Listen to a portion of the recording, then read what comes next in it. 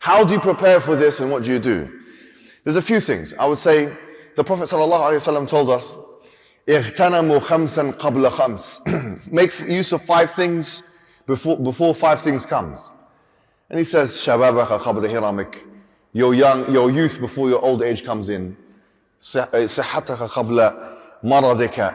Your health before the disease comes and so on. حياتك قبل موتك. Your life before death comes. I'm not mentioning the hadith, so it's just as a point, which is that make use of your freedom before the restriction comes. This is what I'm bringing this to your attention. Opportunities are closing windows. That's what they all are. Opportunities are closing windows. And what I'm saying to you is, if you're able to impart Islamic ethics and morals to youngsters now, then 10 years from now, they themselves will be able to disseminate the information that you've given. As teachers, you could even argue that it's a moral obligation for you to do this from an Islamic perspective, especially to Muslim students. I was just speaking to some medical professionals, and I was speaking to them about the fact that ideologies are like contagious diseases. Ideologies which are pernicious, malignant, and which destroy from our perspective the spirituality, the purpose of life, notions of purpose of life for young people. They are like diseases. They will destroy the person. They destroy communities and families, as we've seen in the West. So what we need to do is, number one, on a practical level, we need to educate ourselves with Islam. What is Islam? What are the tenets of Islam? What is the Quran? You need to have an input as a teacher, which is a religious input. It needs to be part of your life. So that if a teacher comes to you, that you're able to respond to them. And by the way, let me tell you something interesting, okay? I've noticed a trend in the West, okay? I've noticed a trend. If you want to see where the majority of teachers are, Muslim teachers, in the West, do you know what they are? They're usually IT teachers.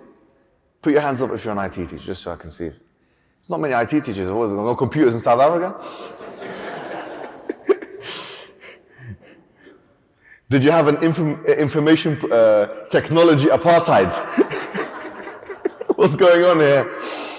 Okay, there's no IT teachers, but usually in England, the IT teachers, okay, and also in other parts of the Western world, a mathematics teacher. Put your hands up if you're a mathematics teacher. You've got 2 mathematicians. What's going on here in the school? What kind of school is this? Okay, now the reason why is because it would seem to be, okay? South African technology, I don't know what's going on here, it's happening. Load shedding is happening or something. I'm only kidding. It would seem to be, okay, that there's an ideological reason.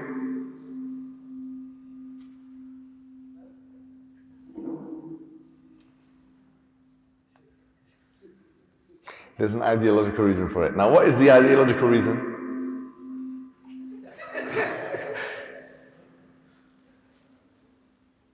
Put your hands up if you're a sound technician. Huh? Shall I give you a chance to amend your ways? Oh, God.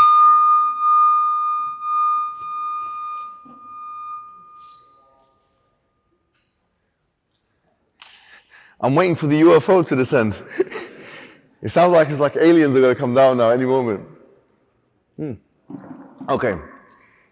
It would seem that the reason why this took place, this happened, is because when it comes to IT and mathematics and all of these things, there's not an ideological input. Whereas you'll find, I've rarely seen a Muslim, traditionalist Muslim, English teacher.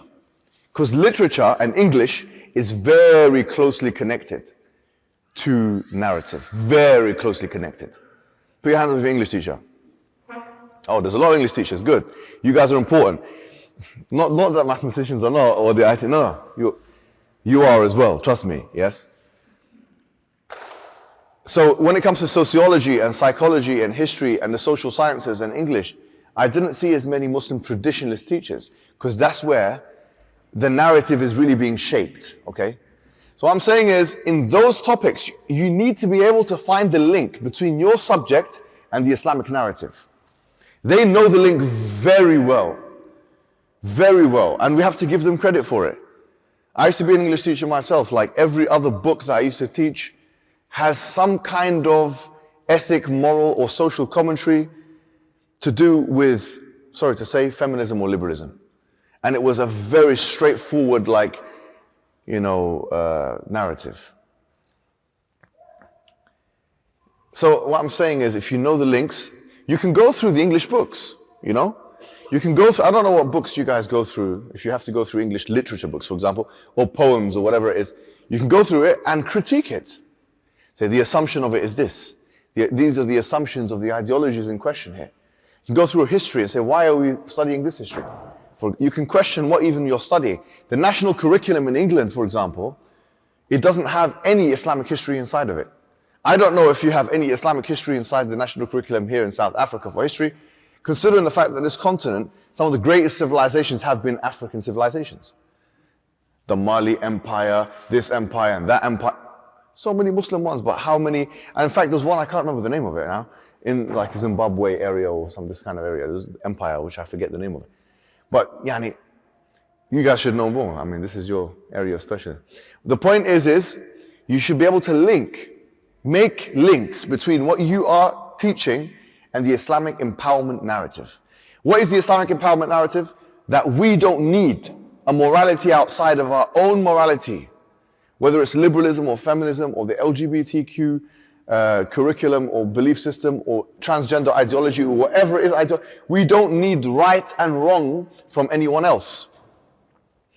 The Islamic empowerment cause is a very important cause because it's the new decolonial method. It's the new intellectual apartheid that we have now, a structural apartheid, where the West is on top and their ideologies are being shoved down our throat, or this moral supremacy is assumed already in the discussion.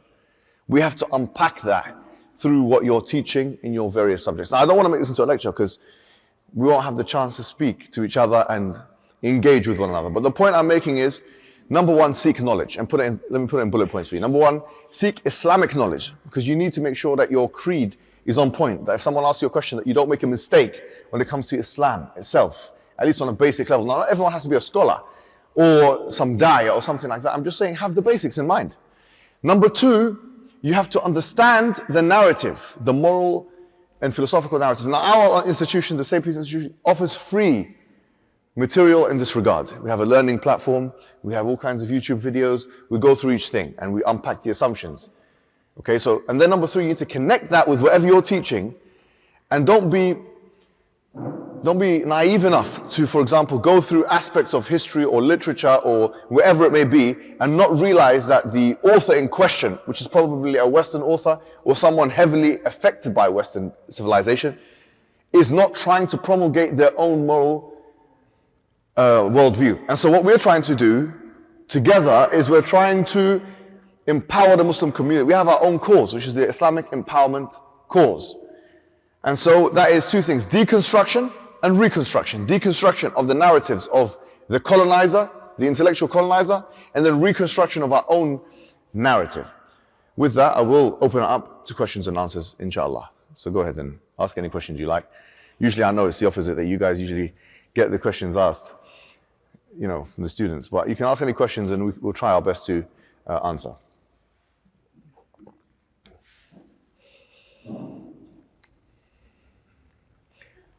Yes, it seems like the teachers have all the answers. Yes, I have, yes. Oh, perfect. Yeah. No, I have, yeah. So, what kind of questions would you need to, yes? Assalamu alaikum. You mentioned that let us take advantage of the freedom before the restrictions come. And you've also mentioned, when we look at past, or we look at other countries where the LGBTQ has been passed. What suggestions do you have? In other words, if you could make changes in your country on things you should have done, what would you recommend that we do in order not to reach the stages or the places where we have reached? Okay, excellent question. So what would you do? Like, me personally, I don't have many regrets. Regrets, for me as a Muslim person, are connected to the idea of sin. Because sin, you require regret in order to sin, to repent. Yani you need nadam. It's actually one of the conditions of repentance is nadam or regret itself. Apart from that, the Prophet actually gave us a very important and empowering phrase, which is that لا تقل لو أني فعلت كذا وكذا. Do you not say, if only I done such and such. وقل قدر الله وما شاء فعل. Instead say, Allah has willed it and it has come to pass. Really and truly, as a Muslim person, the real regrets I have are related to my sins, which obviously all the people have sins.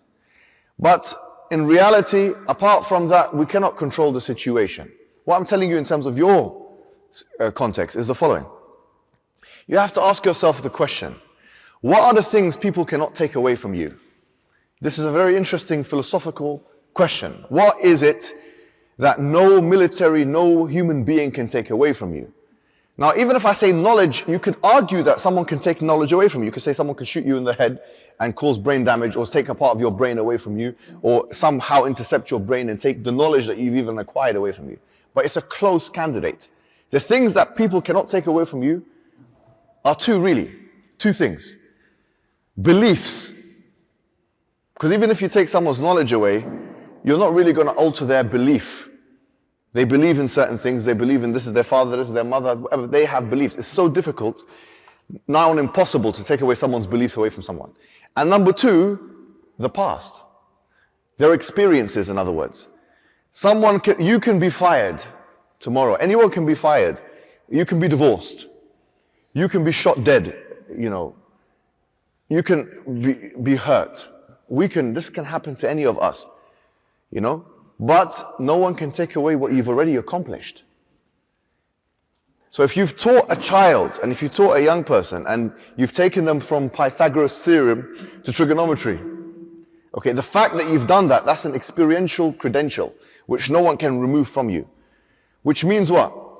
The strongest thing, therefore, that you can do, which no one can take away from you, is to imbue other people with beliefs, and to do so on a mass level, en masse. Because then that cannot be taken away from somebody. And that's why Allah says, وَالْعَصْرِ إِنَّ الْإِنسَانَ لَفِي خُسْرٍ. That certainly by time, Allah is swearing by time, that human being is in a state of loss, except for the ones who believe. The ones who believe, because belief is not something you can remove from someone else. وَعَمِلُوا الصَّالِحَاتِ. Actions is another thing. Once you've done something, that is done. The fact that I've raised my arm this high and I put it down, that's in the historical record. It's in now the kitab, the Lawh al-Mahfuz. This action has been done. No government can take it away from me. Do you understand my point? The action has been complete. Now, وَعَمِلُوا الصَّالِحَاتِ, and do good works. وَتَوَاصَوْا بِالْحَقِّ, and exhort one another to truth. So now you are radiating and illuminating others with that which you have yourself. وَتَوَاصَوْا بِالصَّبْرِ, and then exhorting one another to patience. And these are why Allah says, الْمَالُ وَالْبَنُونَ زِينَةُ الْحَيَاةِ الدُّنْيَا. That certainly having children and having money is the adornment of the life of this world. وَالْبَاقِيَاتُ الصَّالِحَاتُ خَيْرٌ عِنْدَ رَبِّكَ ثَوَابًا. That these, the baqiyat, salih, doing good deeds are more everlasting with Allah subhanahu wa ta'ala, and also you get more reward from them. So on a logical level, your beliefs, your actions, and your da'wah effectively, because that's what it is, that is something no government of the future can take away from you, no South African government, no American government. That's why I said, اغتنموا خمسا قبل خمس. Make use of your freedom before restriction come, meaning do as much da'wah as you can, do as much ilm as you can, do as much good deeds. It's logically the best investment that you can make. Because if you invest in land, say for example, someone says to you, I've got a good plot of land, you can invest in it. Some guy can come and take it. And especially in South Africa, people are taking land and doing this and doing that. I don't know what's happening. Or you say, I'm going to invest in Bitcoin. One day someone can switch off the whole thing. I mean, people that invested 1 year ago now I know a person who made like 3 million sterling pounds, and now he's got nothing. Wallahi, and he's smiling about it, because he's a Muslim brother, he's smiling about it, and I was like, are you not upset about this? Why don't you take the money out? He's like, whatever, qadr Allah wa shafa'al. He had that belief. He knows who it is as well. But yeah, it was shocking, yani. You can invest in bitcoins, you can invest in properties, and then someone can shoot it down or something like that, or the zinc thing can fall, or whatever can happen. Yani, there's no investment that can be more long-lasting for you than the investment in belief, in iman, and in good deeds. That's really the truth. So my answer to you is, you can never regret making a decision like this. Da'wah is a decision that when you decide to do in whatever form that you're going to do it, is a decision that you can never regret. Because once it's done, the damage has been done, it's written on the historical record, just like me putting this hand up and taking it down like that. And once you've done that, you've exhausted what you can do as a human being. Do you know what I'm trying to say? So you won't have any regrets, inshallah, if you do this. Okay, any other questions? Someone else put their hand up maybe from the sister side. I don't want to seem to be uninclusive, No, seriously. What about from this side? Let me just drink this coffee. If you want to write things down, look, I mean, you can do it that way as well. Don't be shy. I mean, there's no wrong. Yes, okay. And then we'll come back to you in a second. Go on.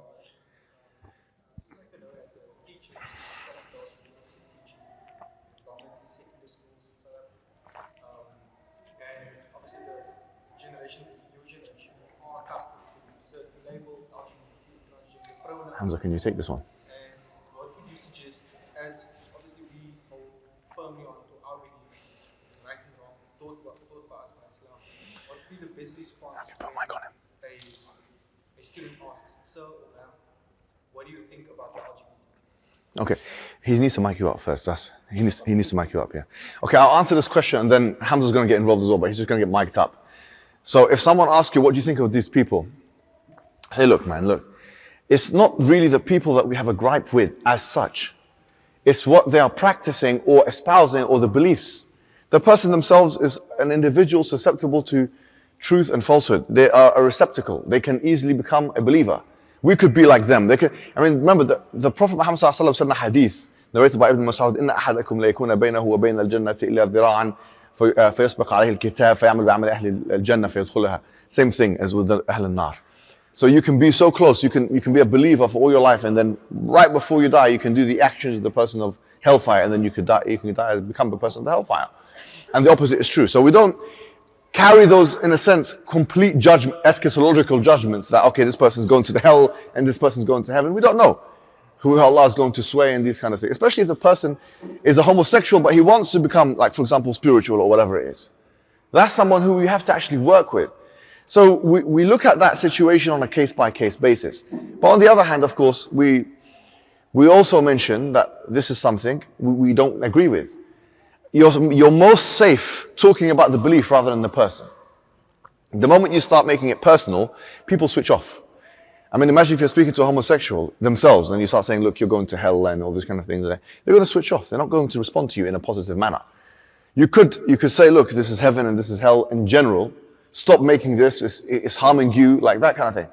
But avoid making overall judgments on individuals or groups at risk of, okay, this becomes a personal, psychological attack on this individual, right?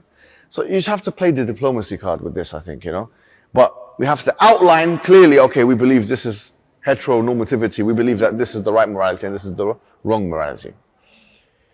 Are you going to mic him up? You only have one mic? This one? Okay, let's go for the next question, Hamza. I think now the sisters are going to start asking questions. I mean, I'm joking.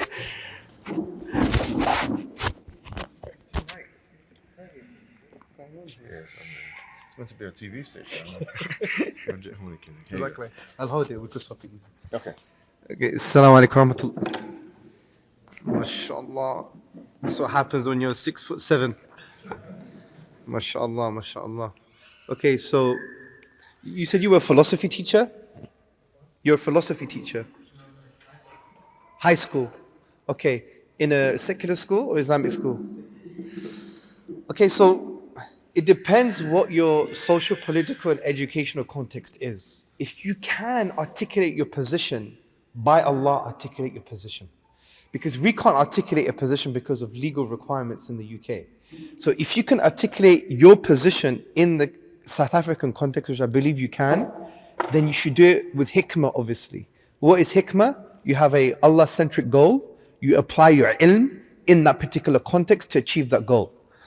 So if you have the structures and the freedom to be able to do it now, legally, socially, practically, personally, and on a pedagogical level, do it. Not doing it would be a huge disservice to the community now and in the future. You need to have this burden, this duty on your neck that you have to start establishing things now, right now, immediately, today, yesterday.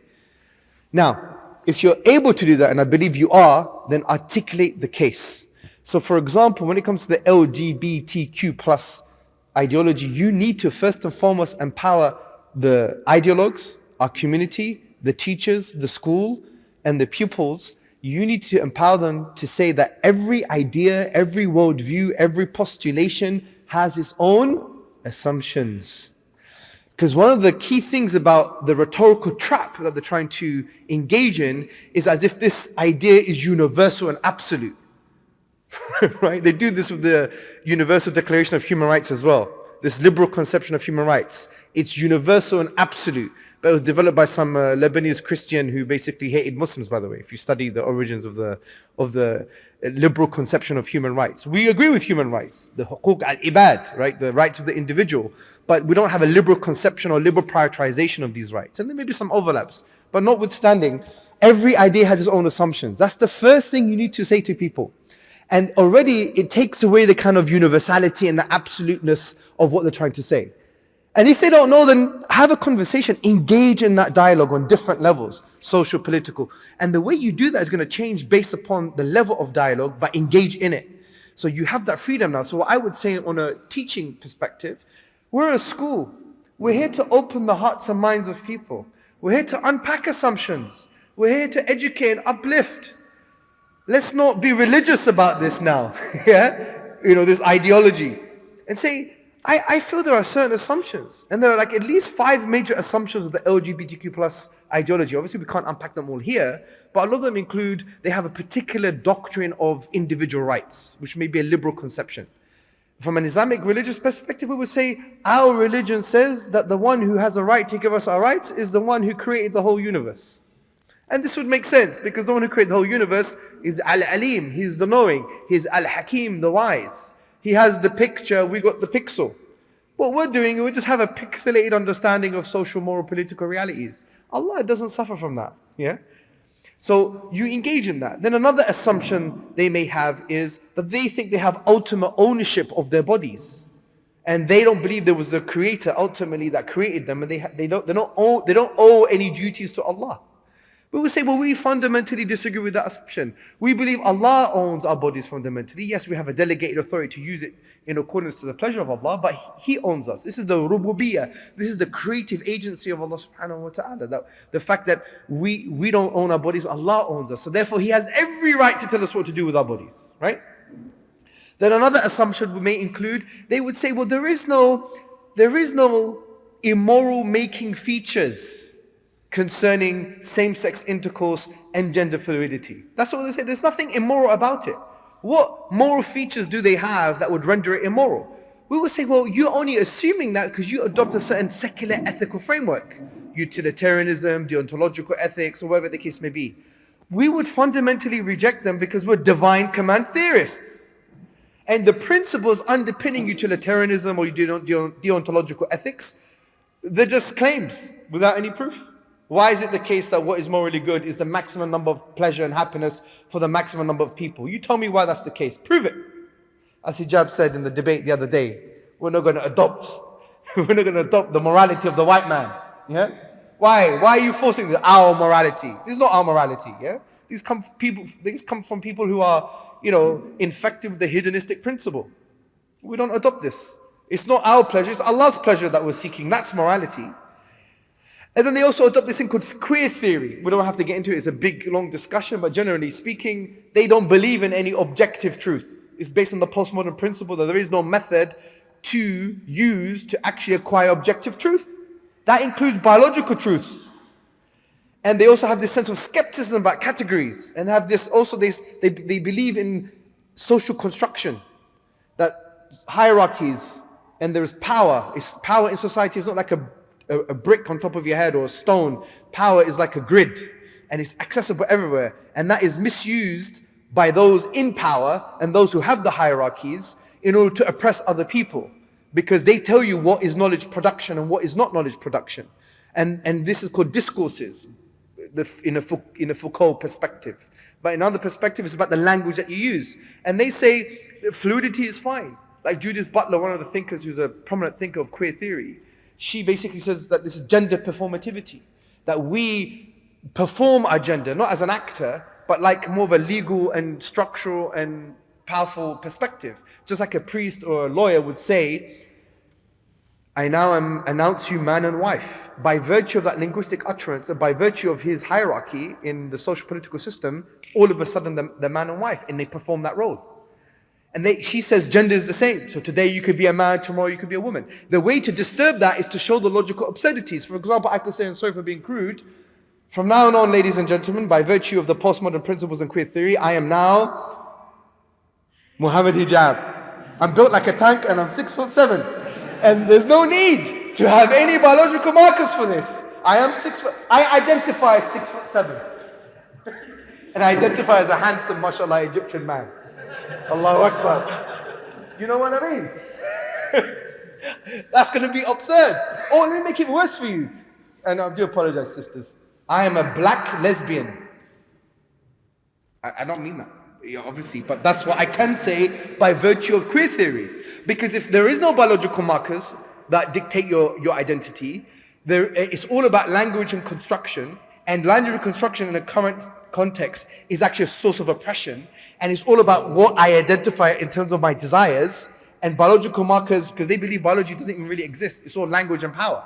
You just say, I'm a black lesbian. You disturb the discourse. But another way to refute it, and this I'll end on this, sorry for the long answer. They believe that language and social construction are sources of oppression. And they believe oppression is objectively wrong. But they actually don't believe that there is any method to come to any objective truth. Therefore, oppression is not objectively true, therefore it undermines their thesis. Do you know what I mean? That's what you need to do. Now, you do it with akhlaq, adab in your particular context, depending what layer you are in society. Teacher, parent, politician. But because you have the structures and the freedom, please, you need to, as Ustad Hijab said, deconstruct and reconstruct and do it with hikmah in your particular context. And Allah knows best. Jazakallah khair. Any other questions? Can we get a question from the sister's side, just so that we don't... Can we have a question from the sister's side? Yes.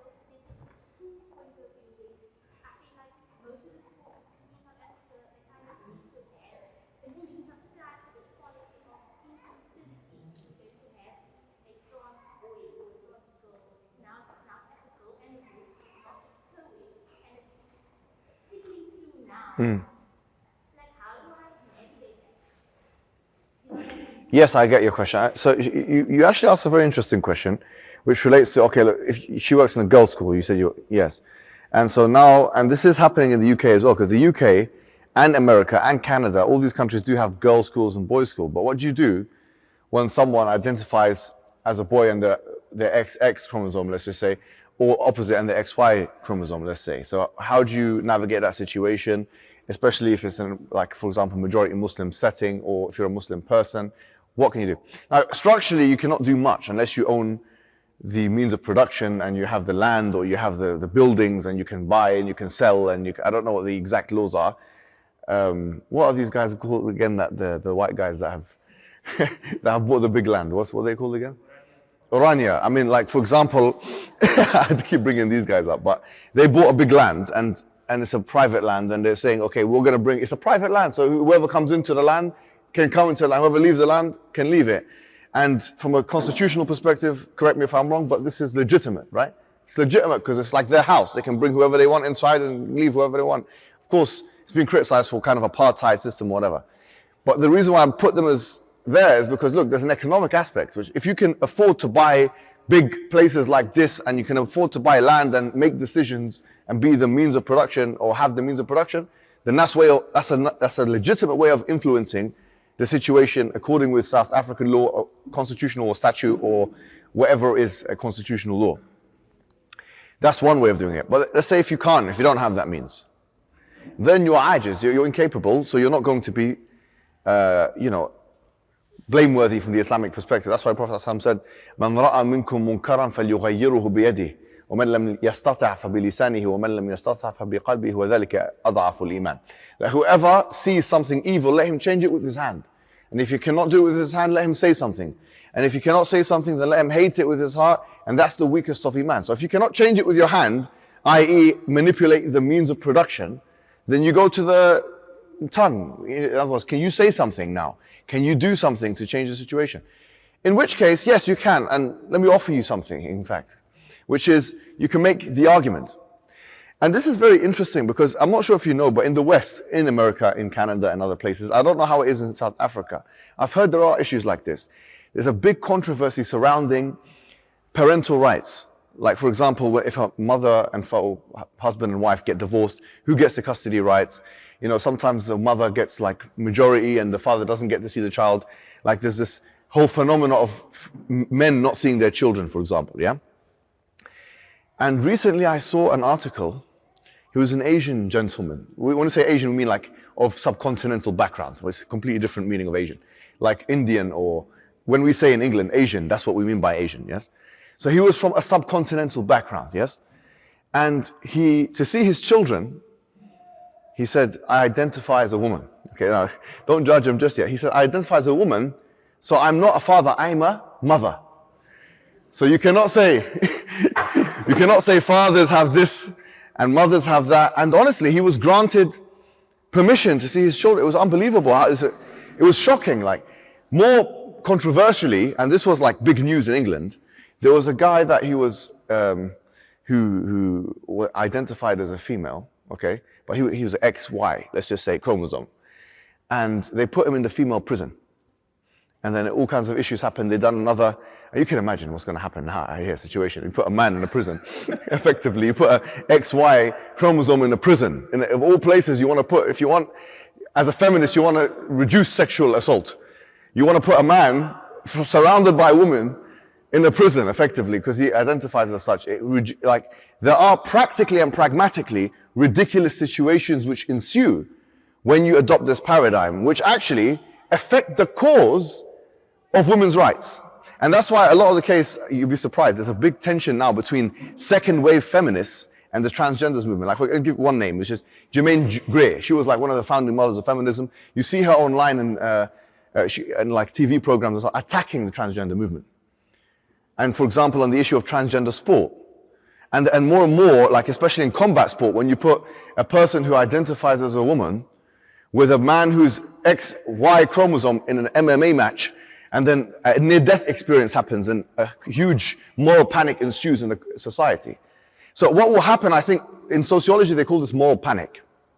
When something happens, and if you look in the 1960s, a lot of the reason why many of the, in the West, many of the punishments, like for example the capital punishment, was removed was because of what is referred to in sociology as moral panic. Something massive happened, there was a miscarriage of justice, there was uproar in a society, and then they said we cannot have a law like this, and then they had to change, the policymakers had to change the law. So it's a possible trajectory that when you start messing around with laws in this manner, these examples start coming up, and then realize on a practical level they can't actually work. And then they revert back to square one, which is actually, let's go back to traditional XY distinctions. And I'll give you another situation which is connected to this in the South African context, specifically in the South African context. So important. In the last 30 years, there's been, there's no apartheid, but before that, there was apartheid. In 1994, there was, no apartheid and so on. The ANC government took control, and Nelson Mandela and the struggle and all these things. Anti-racism seems to be one of the strongest themes coming out of South Africa. Everyone knows this, right? You cannot be racist. The problem with transgender ideology, which is motivated by a postmodernist idea of what truth is, as Hamza mentioned, there's no biological markers. What does this actually show? That a white man can actually identify as a black man. Why not? Because look, think of the following, right? If biology is not objectively true, then racism isn't objectively true. Because race isn't objectively true. There's no such thing as racism. So, do you see how this can justify a racism? Because you can say, well, there's no such thing, there is no ontological status for this thing called racism. Because race doesn't exist. Because race doesn't exist. Because think about it. If you're saying XXXY, doesn't matter. If I'm XX, I can identify as XY. If I'm XY, I can identify as XX, right? That's what I'm saying. Okay, if that's the case, if I'm white, skinned, completely pale with the tinge of pink, and Caucasian, and look like I've come out of Scandinavia, I can still say I'm black. And I have no features and no ancestry to Africa or nothing in my skin or my DNA which indicates this. But I can still, on the postmodernist reasoning, identify as black. Meaning what? Meaning in this situation, race doesn't actually exist. So racism becomes trivialized and minimized. And that's a strong argument from a South African context. Because it's not only a logical argument, it's a very strong emotional argument. And logical arguments alone don't work. Emotional arguments don't always have to be wrong, by the way. People think, oh, this is an emotional argument. An emotional argument is only wrong when it defeats the laws of or contradicts the laws of logic. You can have a very strong emotional argument and a very strong logical argument at the same time. And usually those are the best arguments. So the reason why I've given you this is to show you, look, use your context. Show them that these are the implications, these are the logical conclusions that you will reach. As a country which has been plagued with racism, you're trivializing what race means from a biological perspective. You can make transgender ideology and their proponents into the enemy of race and racism, anti-racism. That would be a smart move, I would think, I would say. Moreover, and this is the third example I would give, if it's possible to manipulate race and gender and make it a subjective category, surely you should be able to do the same thing with age. So let's say I'm, for example, 55-year-old man. I can identify as a 45-year-old man. Why not? I mean, if we've done it with gender and chromosomes, actually age is, you could make a stronger case for age than for chromosomes. Because there's no way of definitively proving that such a man is 55 years old and not 54. There's actually no way of definitively proving that. But there is a way of definitively proving that a man has XY chromosomes. Yeah, if I claim I'm 31 years old, I'm 31 by the way. I look much older. Many people say. I was born on 5th of October, 1991. I'm claiming that. How do you know? I mean, you can't cut me open like a tree and see the circles on my body. Right? So, you cannot know my age. For sure, you can say, I estimate that what he is saying and his testimonial evidence is probably true, based on how he looks. And many of you will doubt the matter and say, look, he looks 45, whatever, forget him. But what I'm saying is that you cannot definitively show, okay, this guy, unless you were there the whole time, taking records and making videos. Do you see what I'm trying to say? So the point is that if you can manipulate gender and race, then surely you can manipulate age. And what will that do? That is a huge catastrophe. Because then if I'm 25 years old and I say I'm 15, then pedophilia laws have no sense, actually. Then the child adult distinction is gone, actually. Because I'm not a child, I identify as a child, I identify as an adult. I personally, LGBTQ, we don't know what the next letter is going to be. But you see what's going to happen here. You can completely destroy the child-adult distinction, completely. You see. And you say, oh, she's gone through puberty. Puberty doesn't matter. So it won't be like substituting it with something biological and tangible, like for example in the Islamic paradigm in the books of fiqh and stuff, they say like when someone is able to and they've gone through puberty. Then, because remember, they're not respecting science here. So if they don't respect science and they don't respect age and they don't respect testimony, then why should they respect the fact that this guy is 15 years old, this guy is 30 or 25? He identified as 14. So, yes, question. Assalamu alaikum. A very important thing between a teacher and a student Is trust. Yeah. trust and mutual respect. How do we explain to our students that just because I'm not as enthusiastic about feminism, just because I'm not hanging up a rainbow flag in my classroom, that you are still safe with me emotionally? Okay, it's a very good question. So she said that, just to repeat her question, and you can correct if I said anything wrong. It's like one of the main things you want to establish, and maybe you're coming from like you're a teacher in a secular school, right? You want to establish trust with the students, okay? How can you have a student trust you when you're not, waving the rainbow flag, for example, or openly talking about the rights of feminist rights or something like that, like in the secular sense? How do you do that? Already I would say that the framing is a little bit defeatist, a little bit. And let me tell you why. I was just speaking to somebody, and I was talking about hunting here in South Africa. Kruger National Park, this and that. They were giving me stories, and the lion, and the guy was praying, and then the elephant was rustling, and he didn't know what to do, and he ran away, and this and that, and they told me, listen, this is very interesting. He said there's rules in the jungle, or in the, what's this place called? It's not the jungle here, it's the, no, it starts with S. What? Savannah, yeah, there's rules in the savannah. He said, what's the savannah rules? He said, the rule number one, he said, never, he said, rule number one, yes, know that every animal is faster than you. Okay, that sounds interesting. The hippopotamus is faster, the rhino is faster, the cheetah, even the snake, anyone can beat you. No problem, I accept. What's the second rule? He said, don't show any animal your back. Because the moment they see your back, they see you as weak and inferior. I want to propose to you that the same rules apply in real world and with human beings. That when you show a human being your back, and that you're weak, and that you want to appease them and help them and do what they say, it's not a matter of trust anymore. They think that they can manipulate you. That's what I believe is happening. You have runners and chasers. They refer to it in psychology as runners and chasers. You're chasing them, trying to get their happiness and approval. It happens in marital relationships, with all due respect. Like, I was actually looking at a study of the top reasons why people get divorced. One of the reasons why people get divorced, according to a study done by Peel et al., he mentions the four horsemen of, what's referred to as the four horsemen of relationship destruction and whatever. But there's one thing which keeps coming up, it's called partner pursuit, clinginess. Like I'm not saying that that's what you're saying or suggesting, but I'm saying that be careful of appearing too desperate for someone's approval.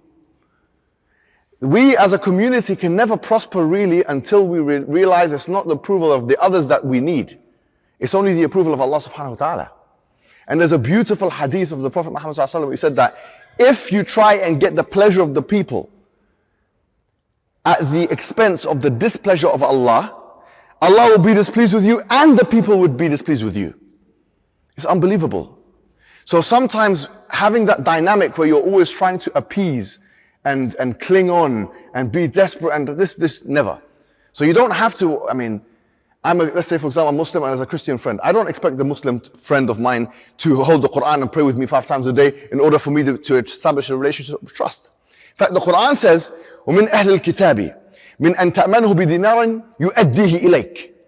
There are some people from the Jews and the Christians in Surah Al-Imran, that if you give them a dinar, like a small coin, they will give it back to you. Meaning they are very trustworthy. Allah is affirming Jews and Christians can be trustworthy and you can have a trusting relationship with them. وَمِنْهُمْ إِن تَأْمَنْهُ بِقِنْطَارٍ لَا يُؤَدِّهِ إِلَيْكَ. And someone, you give them a whole treasure and they will never give it back to you. حتى ما دمت عليه قائمة. And unless you're standing over them, making sure that the money is being returned. Meaning that there are some people from the Ahl Kitab you can trust, and some people you cannot trust. So in terms of going back to your question, it's more, you're a teacher, right? The hierarchy should be that the student is trying to appeal to you. You're in charge in the classroom. You're the one sending the person to detention. You're the one this and that. Yes, friendship can happen, but it's a secondary thing after you've established a boundary with the student. Because for me, I wouldn't want anyone to trust me or love me or like me until they first respect me. I don't care. I mean, you can love me, you can like me, you can decide. Because the Arabs say, "Man amin al-aqubata asa al-adab." Whoever doesn't fear the consequences is going to get cantankerous with you, is going to be rude with you. So first and foremost, the relationship between student and teacher, from the Islamic perspective and otherwise, should be one of creating boundaries. Actually, there's a boundary. You're the teacher. The student should be coming to you and trying to give you the apple and be the teacher's pet. There's no such thing as a student's pet. Do you know what I'm trying to say? You come in and like, let me wave the flag and what shall I do next? I don't know what they want me to do. Sorry to say, but in my years, my friends and peers wanted to do all kinds of haram things with the students. Well, to appeal to them, what they're going to do this thing? I mean, to what extent is the teacher going to try and appeal to the student? The point I'm saying is, create the boundary. And trust will come after. If it doesn't come, it doesn't matter. Because quite frankly, we're not here to get the trust of everybody. Some people will not trust you because you're Muslim. Some people will not trust you because of your skin color. Some people have already made a prejudgment about you and they will never trust you. So the sense of self-dependency and self-sufficiency is primary in the religion of Islam. And that's, I think, if you have that mentality, it's fine. Of course, you can get counselors and stuff that can do jobs that, they have to be non-judgmental and stuff. But that's not your job. You're not a counselor. I mean, if you were a counselor, if you're a Muslim, if you're a counselor and your job description was, you have to be non-judgmental, you're a psychoanalyst and you do that for a living and you deal with Muslims and non-Muslims, fine, you cannot impart judgment and stuff like that. You cannot. But as a teacher, that's not really the case, especially when we have this interest of the Muslims that we have to carry forward. Do you see what I mean? Okay, I think your turn. Yeah. Any other questions? Yes, sir. So I want to ask in the future,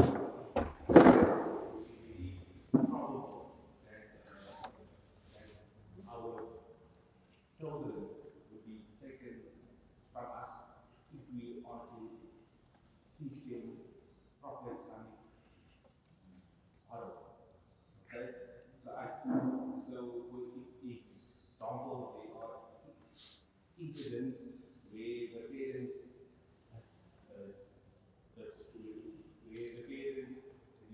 refuses to adopt the preferred thrown pounds and then the child is taken from them. So I try to understand, is the best thing for us to do now in this time really to just give more dawah, or is a more, do we require a more radical step? Jazakallah, this is a very good question. So there's a few views I have on this, which are very important. I think what needs to be done is definitely dawah at every level of your sphere of influence, but also you need to build a community. So, one of our mashayikh says that one lawyer is better than 10 du'at, because the lawyer will remove the obstacles that are necessary for the dawah to flourish and for the community to flourish. Like, sometimes in our Muslim community, we focus on the sciences, the engineering, and the doctors, and so on and so forth. Fine. These are very interesting and very important subjects, but with all due respect, these are just tools. The tool breaks, you get another one. They're kind of dispensable, right? So what we need to start focusing on is creating a community where we have people who are into policy making, people who are into media, people are into the liberal arts and the sciences, law. These things are so critical for our community, and we need experts, practicing Muslims coming from great families and communities that are experts in these fields, because this is going to be the battleground as well, the law, legal, and the political. So that's one thing that you have to think about. Don't be selfish. Oh yeah, he's going to be a doctor, that means he's going to be marriageable, that means he's going to have money. This is nonsense, yeah? We have to think bigger than this, yeah? Because this is just bigger than our just immediate family. So we have to have visions for the community. That's a very important point. Second point is, every sphere of life we have to be involved in some way within the halal and Islamic parameters. There are certain laws that are being established now in South Africa that you're probably not aware of. And that these laws will have certain implications, like hate speech laws, where you can only quote Quran, but you can't quote the explanation of the ayah. And that's it, it's game over. Are you aware of these laws? By the way, I'm only aware of them because we had dinner yesterday with an imam who basically expressed this to us. But you need to be on the board, you need to be thinking about what are the kind of policies that are being put into place and what can we do as a community in order to challenge these policies. Like we had a meeting with the scholarly group yesterday morning or yesterday early afternoon. They have that type of political power. Now, use the tools that you have in place, use the structures that you have in place. This is so important because at the end of the day, what are you going to be? You're going to be like, oh, 5 years down the line, the proverbial hits the fan, and you're like, oh, if only we did this.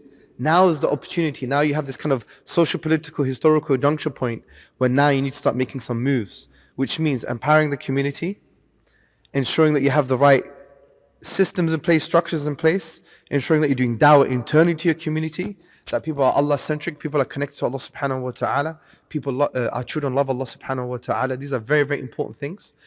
And at the same time, you maintain the structures and the community and the institutions that you have in place, but also that you develop people from an educational point of view that will be necessary for the functioning of the community, lawyers, thinkers, teachers. Also, you have a sense of civic engagement. You can't be too insular. Like you need to be on the board of governors when it comes to your schools, so you can have some form of influence. Also, you need to understand what is happening from a counselor, politician, and leadership perspective in not only local politics, but politics in South Africa, and get involved within the Islamic parameters. But you have to get involved, do your thing. You can't just have this form of silence now from a social and political perspective, because otherwise it's going to be reap what you sow. And this is very, very important. So this is something that you have to do now, because if you don't raise your voice now, then what happens in a few years' time when these laws are implemented is going to be far more difficult. Is this clear? The other thing I would like to say, which is more of a general point, but it's a thread that basically may answer many questions that have been asked already, or things that are in your mind. Don't underestimate the power of prioritizing your family and your communities in the right way. I was dealing with an apostasy just a few hours ago, and for me, I think what has happened, and there are many reasons for this, social, ideological, peer pressure, but generally speaking, it's also the way we as parents and teachers prioritize what is the optimal thing for children. I'll give you an example, and let's be very honest with ourselves. If your young teenage son or daughter misses Fajr, how do you react? And compare that with the reaction of them getting a low grade in mathematics. Reap what you sow. Children do not learn through listening, they learn through watching, they hear with their eyes. And if the more priorities and what they identify, their sense of identity, the sense of success, don't get me wrong, we should be achievers in all areas, but it's the subtleties, you see, it's these subtleties that actually destroy our children. And the reason I'm saying this, and I'm going to be honest, I'm saying this as from an authority perspective, because for the past 15 years we've been dealing with these issues with parents. Practicing parents, middle class, lots of money. Child goes to medical school, they share an apartment or a house with, I don't know, an atheist, a lesbian, and a humanist, right? Sounds like a beginning of a joke, yeah? But that's what it is. And it turns into a joke because the person, because of peer pressure, because their moral priorities was more about dunya success rather than akhirah success. And even that distinction is false anyway. But the point I'm trying to say is these small subtleties are so important, and they exist in our communities, especially the ethnic communities, right? I see this all the time. We have to morally prioritize our families in the correct way, which doesn't mean we're throwing the education and the secular success and dunya success under the bus. Or no, we still have that, but it's done through the prism of our ethical paradigm that is prioritized according to the Quran and the Sunnah. Like, I really believe if your children are praying and they're fasting and they're following the 5 pillars, congratulations. You have succeeded. This is success. The number one thing is to hold on to your iman in this day and age. And if we see that as great success, then it'll give us more of a free space to achieve the other things at the same time.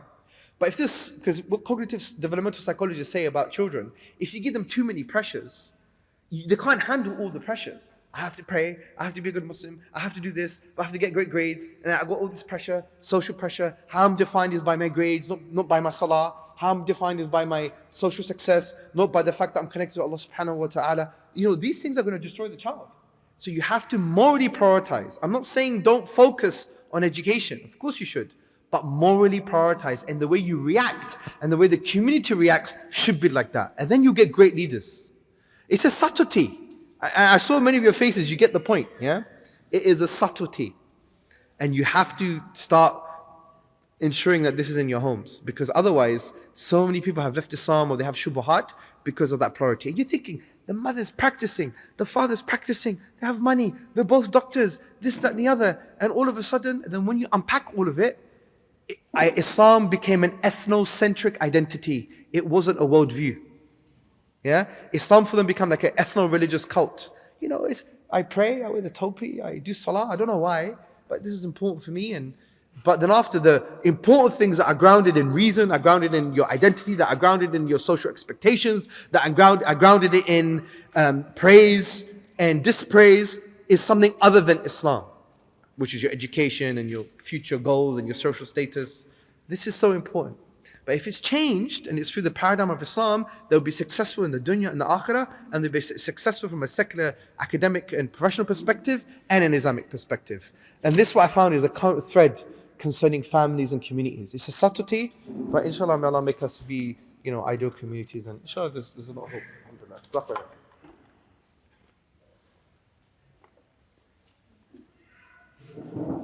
Yes, sir.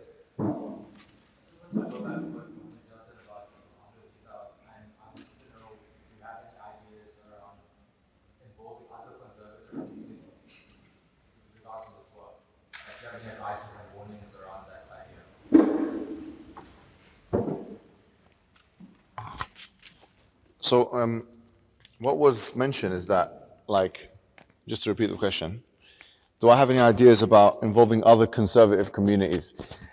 Do you know, first and foremost, let me make a point about using the word conservative, okay? Because actually conservatism, I know this, I don't want to equivocate. Sometimes when you say the word conservatism, it could just mean someone who is not very liberal. Sometimes it can have the implication of being right-wing. But conservatism is actually an ideology. It's a standalone ideology, in fact. And it has proponents, like, for example, Edmund Burke in England and stuff like that. These were conservatives. They spoke about conservatism and so on. We're not conservative, obviously, from that perspective. This has very specific heritage and root and tradition. And even from the right-wing perspective, when you think about left-wing and right-wing in the West, we're not conservative from the perspective that we're right-wing either. We're in fact above and beyond, our morality is not based on this left-wing, right-wing dichotomy that the West has created for us. So yeah, I can understand what you're saying, but I just wanted to clear up. When we say conservative, what we don't mean that we're like Republicans or in America, or for example, even conservatives in England, or right-wing or any of these stuff. Because a lot of these, especially in the modern age, what's emerged is something called neoconservatism. Now, neoconservatism is a form of liberalism. Now, liberalism with a small L. Now, I don't want to confuse anyone here. There's a liberalism with a small L and liberalism with a big L. Liberalism with a big L is left-wing ideology. Let's just make it simple. Liberalism with a small L is classical liberalism, of which you have offshoots, and neoconservatism is one of them. So, for example, right-wing proponents in the United States of America, people like, the Daily Wire guys that you might have seen, Ben Shapiro and Jordan Peterson and these kind of things, that refer to themselves as conservative. We're not the same as these people. We have some commonalities when it comes to abortion or, family, and some commonalities and stuff like that, but we're not the same at all, in fact. There's so many differences. Yeah, we are more similar to them than we are to, let's say, transgender activists, but we're not, this isn't like what we are. Do you know what I mean? So, other conservatives, it's important for us to first unpack that there are no other conservatives like us. We're traditionalist Muslims. for the most part, Sunnis. I know there are Shiites around, but for the majority, for example, in South Africa, it's majority Sunni, right? I'm guessing. And it's the same as in the West, in fact. It's like 90%, maybe more than this. So that's what we are. In terms of allying ourselves with other people, I don't actually believe in allying ourselves with other people in a way which would make us dependent on them.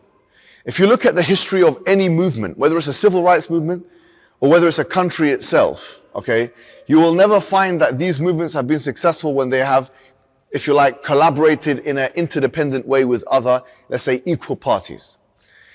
If you look at the history of the world, the superpower that we have at the moment in the last 100 years is the United States of America. It's a military superpower, it's an economic superpower.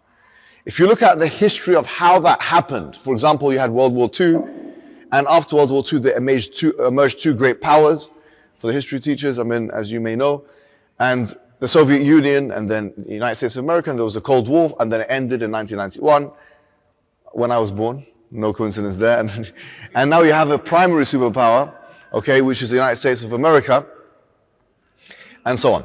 Now, this story, if you look at its inception, there was a point in time right before the war, which is referred to as isolationism, American isolationism. The Americans said, we don't want to depend on other nations. We want to just depend on ourselves.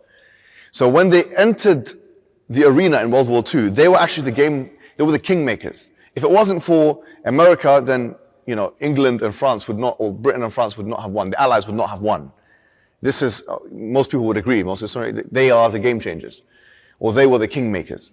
The point is this all started with them depending on themselves. You see? And what I'm saying is, we need to repeat this. We need to learn to depend on ourselves. We don't always need to depend on other people to do our work for us.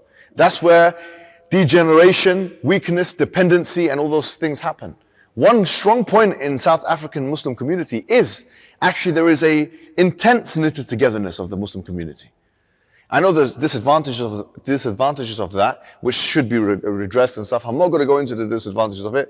I mean, you guys will discuss that amongst yourselves. But I'm saying that the advantage of it is very clear, that you're able to build your own economies, that you have your own institutions, you have your own structures, and you should do more and more of that. And that is what's going to create for us the situation where we can actually, represent our cause, which is the intellectual freedom cause of Islam. That we safeguard our minds, the minds of our young ones, from the colonization of the hegemonic superpower, the liberal superpower. That's what we're trying to do. The true intellectual apartheid. We're trying to fight against that. This is the cause of the Islamic empowerment cause. So the Islamic empowerment cause, you see, it depends on a self-dependency ethic. And which is why the Prophet ﷺ, he told us in the hadith that sharaf al-ummah, that the dignity of the ummah is qiyamuhum bil-layl, or doing qiyam at night. Wa'izzuhum, or the might and dignity of the ummah is istighna'uhum an-nas, being independent from the people, actually.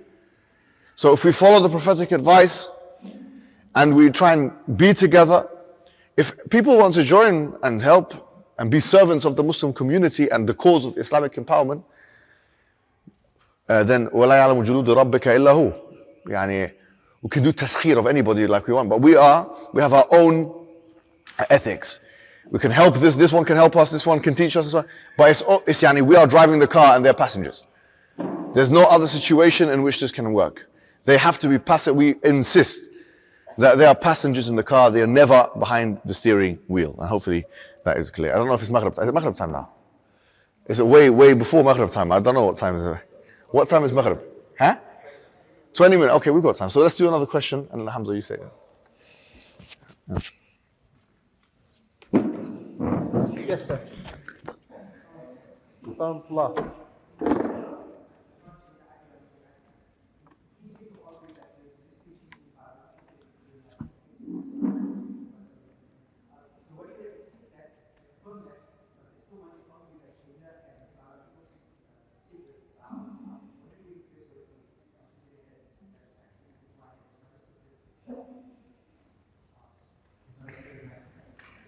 Okay, sure.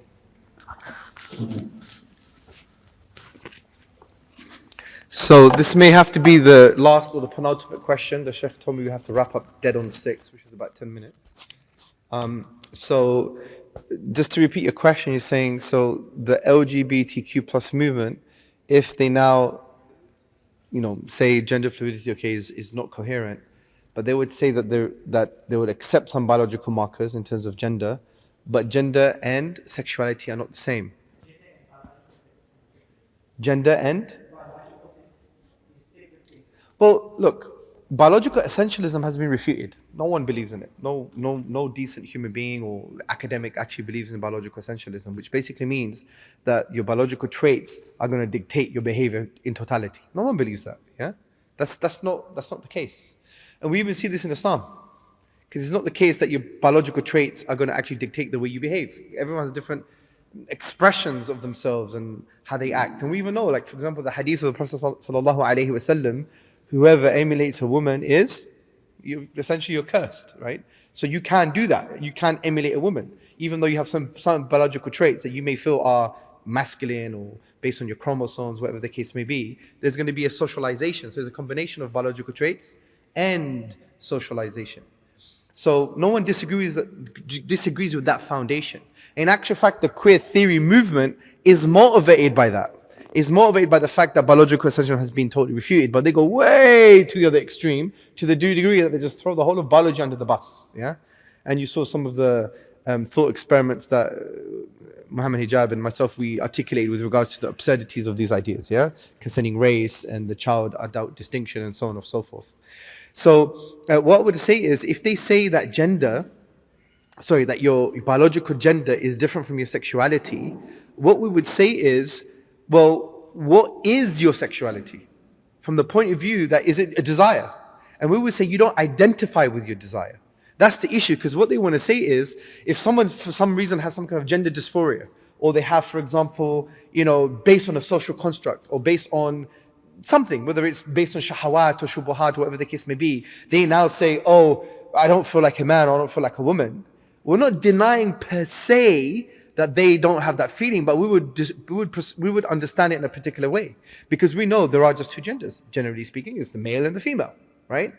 And those have roles and responsibilities within the Islamic ethical framework, within the social hierarchies and the Islamic model. And what we would say is, if you feel in a particular way, that feeling itself doesn't form your identity. And that's one of the other assumptions I forgot to mention, that desires form one's identity. We totally reject this categorically in the Islamic paradigm. So many ayat that Allah is basically saying and shunning those who follow the desires. In actual fact, very famous ayah, have you not seen the one who takes his desire as his own Lord? Right? The whole point of having blameworthy desires and thinking that's form of your identity is totally false in the Islamic paradigm. And this is the key problem with the LGBTQ plus discourse, not just that discourse, but also general liberal discourse, is that they take desire, because of various other philosophical principles, they take desire as equivalent to, I now identify with it, or I need to act upon it, or it needs to dictate my way of being. We fundamentally disagree with this. Our identity is shaped by what? Our relationship with Allah subhanahu wa ta'ala. We are servants to Allah, we obey Allah, we want to love Allah, we are created by Allah subhanahu wa ta'ala, and this is why we want people, humanity, to do this, because it's in line with the fitrah, with the innate disposition, and that's where they're going to find true happiness. This is very, very important. And that's why when they have this thing like love is love, this rhetorical trap, love is love, and it feels quite bad. How am I gonna address this? If I go against it, it means I'm not loving, I'm full of hate. And that's what they want to pursue, because it's a rhetorical ideological trap. We need to be strong on this. Say, no, we totally disagree with the framing. It's actually hate, it's not love. Because if you follow the logic of this so-called slogan, love is love, then water is water, go drink from the toilet.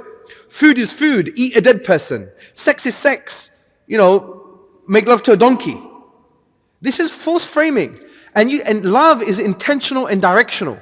And love is that you want goodness and the well-being for other people. But what is goodness? What is well-being? What is guidance?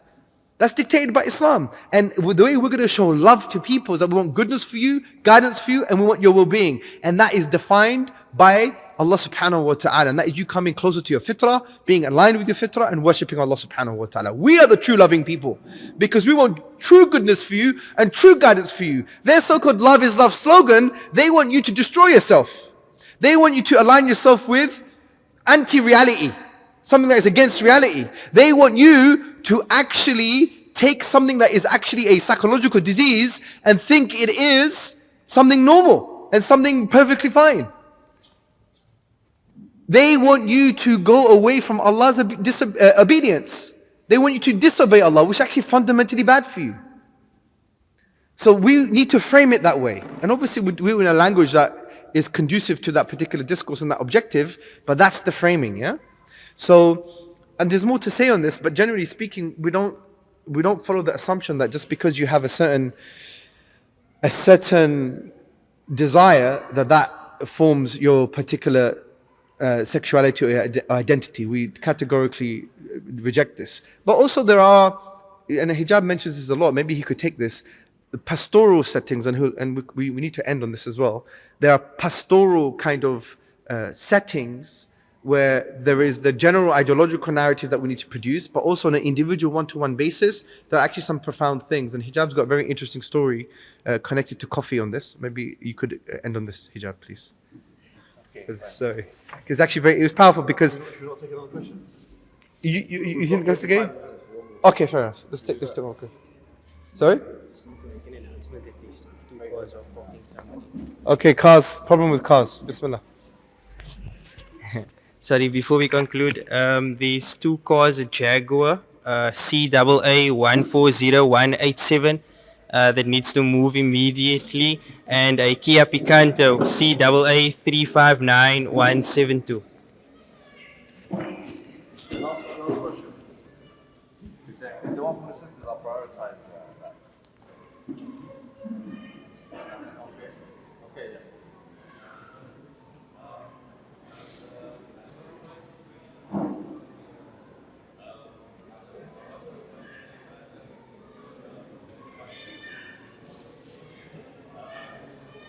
Wait, guys, let's just let him finish the question, please, because I can barely hear it. Yes.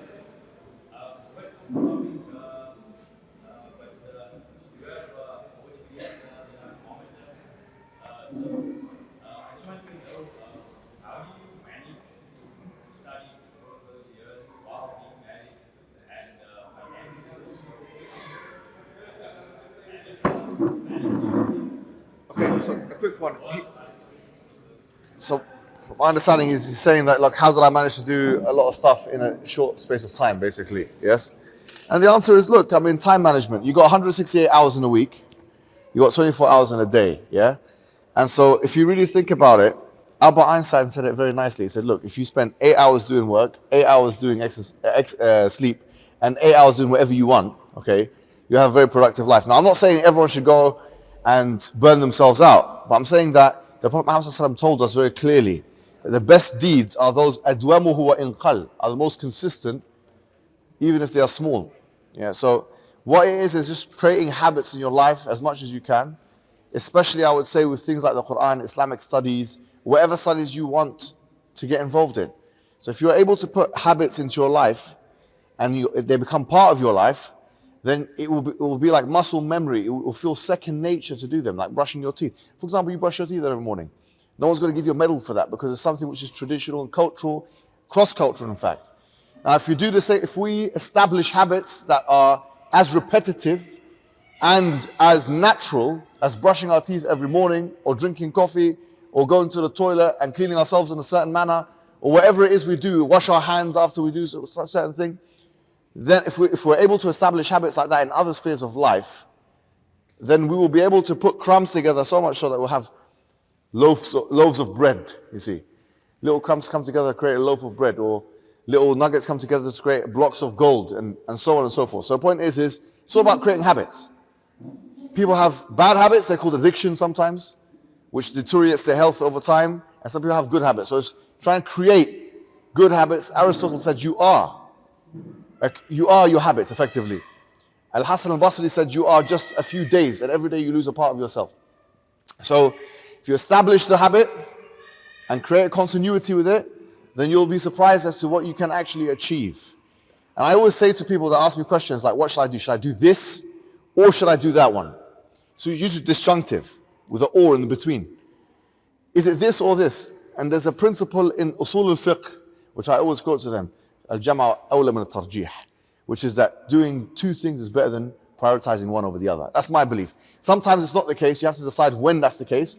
But I'd rather sometimes do two things at the degree of 65% than do one thing at the degree of 100%. Sometimes it's like that. You know? So that's been the situation.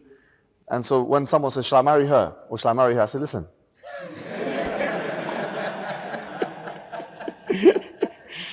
With that, we'll conclude, inshallah. And jazakumullah khairan.